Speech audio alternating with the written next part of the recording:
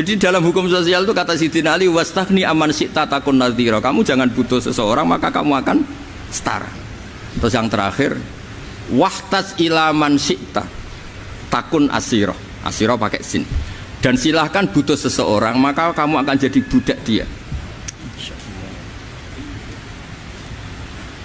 Ya coba misalnya Anda seorang profesor, seorang alim, seorang kiai top, misalnya mencintai janda di ujung kampung sana, jalan kaki 2 kilo, padahal itu gak tamat SD, tapi gara-gara seneng,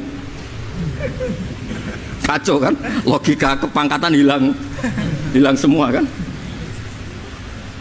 Jadi itu hukum peradaban, itu mewakili isi-isi sosial yang diterangkan Quran. Ya, dari paketnya 3 tadi ya. Ahsin man syi'ta takun amirah. Kamu berbuat baik sama seseorang maka kamu bisa memimpin. Wastaghni amman syi'ta takun nadhira. Kamu jangan butuh seseorang maka kamu akan setara. Mbok kamu ketemu orang terkaya di dunia, ya ketemu orang terkaya di dunia, kamu jejer, kamu tidak butuh dia, tenang kan, bisa setara kan. Tapi kalau butuh harus sopan, ngajukan proposal, harus berakhlak karimah. Makanya sekarang Anda kok berakhlak kenapa? Ternyata mau nyalek. Biasanya ndak berakhlak kok berakhlak. Ada apa ini? Makanya guyonan di Rembang itu Beb Husen itu. Kalau ada orang mendadak sopan sama temannya, temannya curiga, kok tumben sopan, mau utang ya?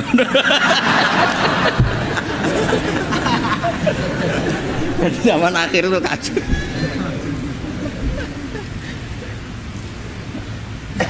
Ya di semua daerah gitu ya, sama Pak Rektor ya. Kalau ada teman biasanya nggak sopan kok sopan, itu temannya curiga. Ini Pak Rektor UI ini kok tumben sopan, ada apa ya? Karena di mana-mana orang butuh itu pasti beretika. Kamu punya teman paling berdua, kalau mau utang berakhlak gak? Atau misalnya kamu punya adik cantik terus punya teman berdua, kalau cinta adik kamu berakhlak gak? Biasanya nggak sama sekali, nggak berakhlak. Gara-gara butuh menjadi berakhlak. Ya, jadi hukum sosial itu ya kuncinya 3 tadi. Ahsin man syi'ta takun amira, wastaghni amman syi'ta takun nadhira, terus wahtas ila man syi'ta takun asira. Kalau kamu butuh seseorang pasti kamu dibikin hina. Asir itu tawanan. Nah, Quran itu bicara sosial itu lengkap. Dan itu yang nunggui kita. Kita punya tetangga yang kurang baik, ya seneng. Punya tetangga baik, ya seneng. Kata Imam Syafi'i, saya berkali-kali cerita, kok seneng semua Imam Syafi'i? Ya bagus lah, kalau yang seneng saya enak lah, dijak jagongan, dijak ngopi enak. Yang nggak seneng saya, gak ngarah utang.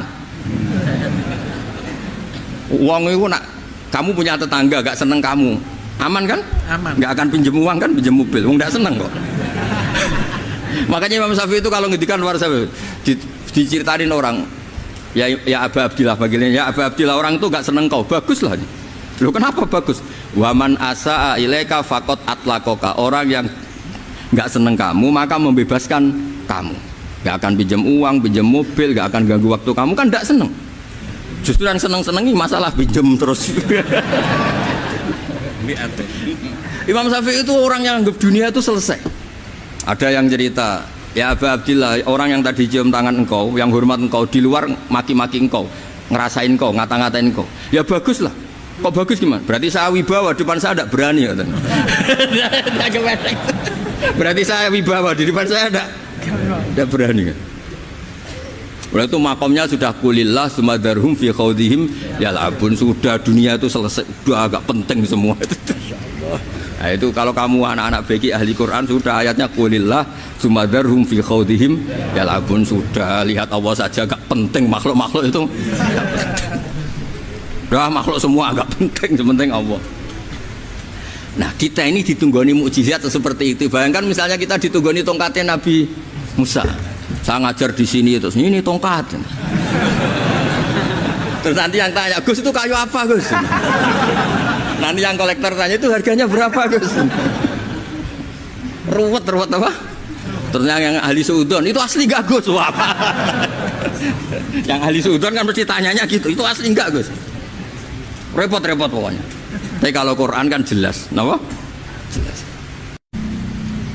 Ada seorang kiai, seorang ustadz, kiai dulu, Kiai dulu itu ya memang orang soleh, alim terus jadi kiai.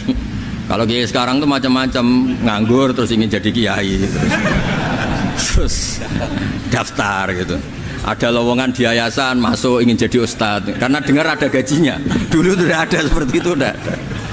Makanya dulu tuh kalau ustadz kiai pasti soleh karena dia alim terus ingin orang lain tuh mendapat ilmunya. Kalau sekarang nggak ada yayasan sehat, guru gajinya sekian, yang nggak ingin jadi ustadz tuh daftar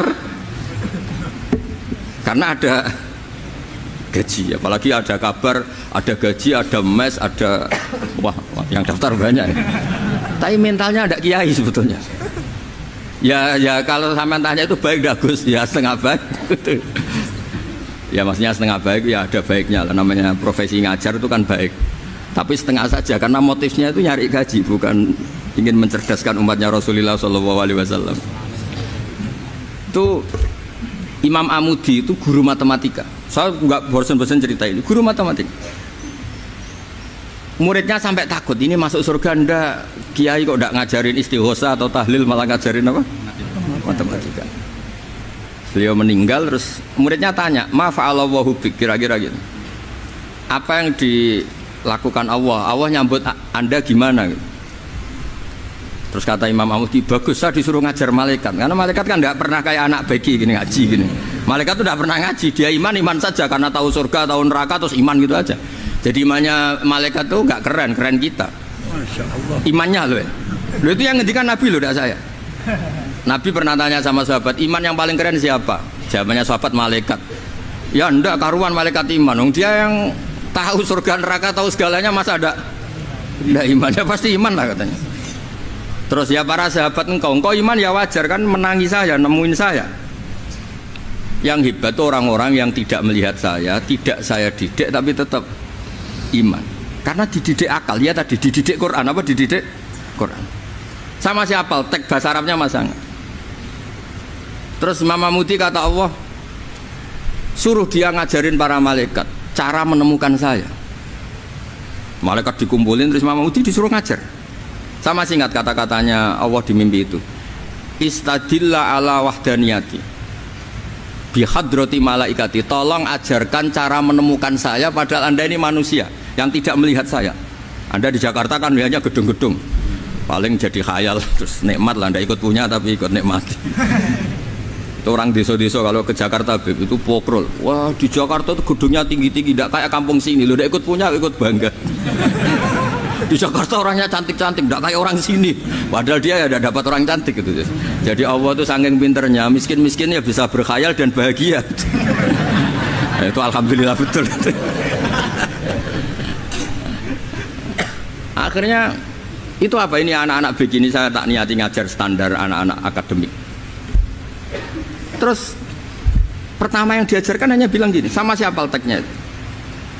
Ya malaikat wahi para malaikat. Terus beliau bilang, nisbatus naini wassalasah ila ma la nihayata lahu nisbatul far'i ilal asli.